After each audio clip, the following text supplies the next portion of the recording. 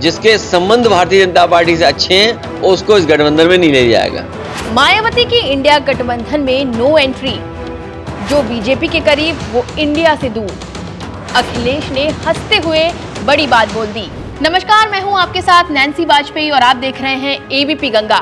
सपा के मुखिया अखिलेश यादव ने एक तीर से दो निशाने चलाए हैं, एक निशाना बीजेपी की तरफ और दूसरा बीएसपी की तरफ। अब अखिलेश यादव ने ऐसा क्या कह दिया वो हम आपको आगे बताएंगे, लेकिन उससे पहले आपको बता दें कि लोकसभा चुनाव 2024 की जंग जीतने के लिए विपक्ष एकजुट हो गया है। जहां बीजेपी को हराने के लिए विपक्ष ने इंडिया गठबंधन बनाया है, लेकिन इस इंडिया गठबंधन का हिस्सा बीएसपी नहीं है। हालांकि राजनीतिक विशेषज्ञों का मानना है कि गठबंधन में मायावती का ना होना कहीं न कहीं इंडिया अलायंस को नुकसान पहुंचा सकता है। लेकिन इस बीच अखिलेश यादव ने एक ऐसा बयान दे दिया है जिसे सुनकर शायद मायावती का पारा हाई हो जाए। दरअसल इशारों में अखिलेश ने कह दिया है कि बीएसपी की इंडिया गठबंधन में कोई एंट्री नहीं होगी।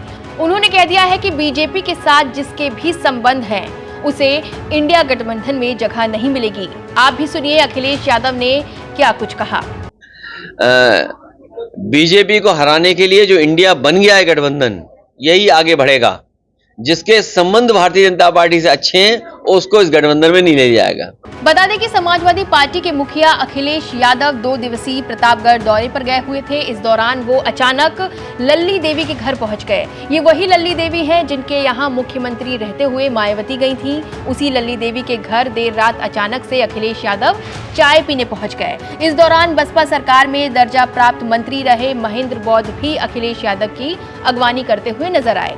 लल्ली देवी का बसपा से पुराना नाता रहा है। अब कयास लगाए जा रहे हैं कि क्या जिले में बसपा टूटने के कगार पर है। बहरहाल जब अखिलेश से लल्ली देवी के बारे में पूछा गया तो उन्होंने क्या जवाब दिया वो भी आपको सुनवाते हैं।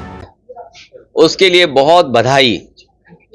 कास्ट सेंसस के बाद कम से कम समाज में ये जानकारी हुई है कौन कितना आबादी का है।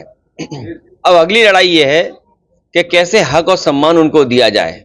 समाजवादी पार्टी की पहले दिन से कोशिश थी, नेताजी रहे, आदरणीय लालू प्रसाद यादव जी लड़े हैं, शरद यादव जी नहीं है, उन्होंने लोकसभा में उठाया। दक्षिण भारत के जितने नेता हैं वो कास्ट सेंसस चाहते थे। उस समय कांग्रेस ने रोका, अब बीजेपी रोक रही है। खुशी की बात है कि कांग्रेस अब कास्ट सेंसस कर रही है। इंडिया में शामिल होगी। बीजेपी को हराने के लिए जो इंडिया बन गया है गठबंधन, यही आगे बढ़ेगा। जिसके संबंध भारतीय जनता पार्टी से अच्छे हैं उसको इस गठबंधन में नहीं ले जाएगा। अभी आप बसपा नेता के घर पे हो?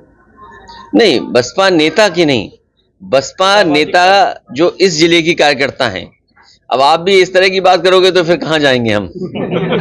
बता दें कि सपा लगातार ऐसे आरोप लगाती आई है कि बीएसपी बीजेपी की बी टीम है। हालांकि बीजेपी ने हमेशा इन आरोपों पर सपा और बीएसपी दोनों का घेराव किया है। यहां तक कि सपा प्रमुख के आरोपों पर बसपा चीफ मायावती की भी प्रतिक्रिया आ चुकी है। उन्होंने कहा है कि सपा द्वारा आरोप लगाना गलत है, वो विद्वेषपूर्ण है। उन्होंने इसको लेकर एक ट्वीट भी किया था। इस बीच आप सांसद संजय सिंह की गिरफ्तारी को लेकर भी अखिलेश यादव ने बयान दिया है। उन्होंने इसको लेकर बीजेपी को निशाने पर लिया और कहा कि भाजपा को हार का डर सता रहा है, इसीलिए ईडी, सीबीआई और इनकम टैक्स का सहारा ले रही है। ईडी सक्रिय हो गई, सीबीआई सक्रिय हो गई, नेता भी गिरफ्तार हो गया इंडिया के। देखिए, ईडी, सीबीआई, इनकम टैक्स, ये कोई आज कल और परसों नहीं इतनी रफ्तार पकड़े हैं।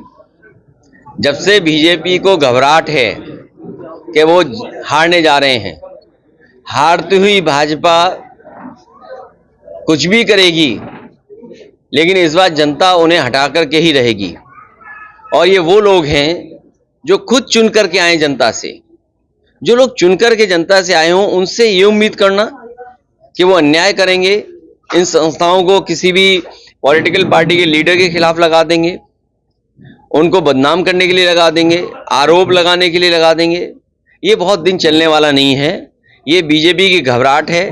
बीजेपी हारने जा रही है, और इसलिए हारने जा रही है, महंगाई चरम सीमा पर है, बेरोजगारी चरम सीमा पर है, किसानों की आय दोगुनी नहीं हुई, बिजली का मीटर तेज चल रहा है और बिल आ रहा है लोगों के पास।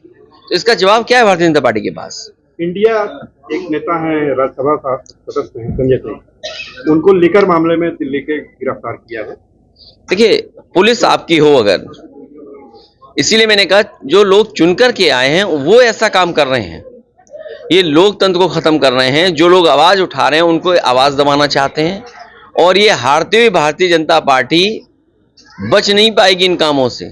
जनता इसे हटा करके ही रहेगी। और जहां तक संजय सिंह का सवाल है या लीकर का मामला है, किसी को भी फंसा सकती है सरकार। पत्रकार भी गिरफ्तार किए जा रहे हैं। जो पत्रकार सच बोलेगा वो गिरफ्तार हो जाएगा, झूठे मुकदमे लग जाएंगे उस पर।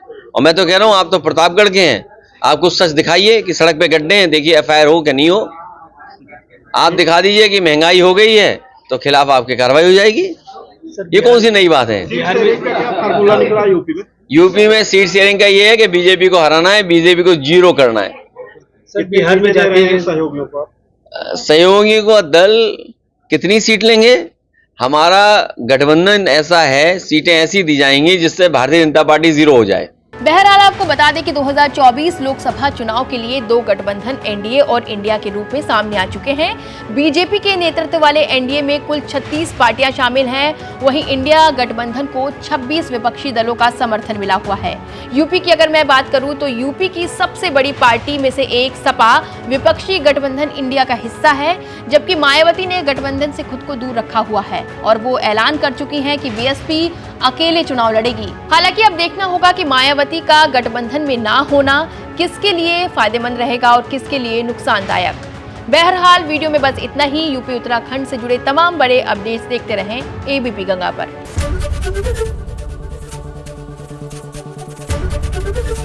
एबीपी गंगा, खबर आपकी, जुबान आपकी।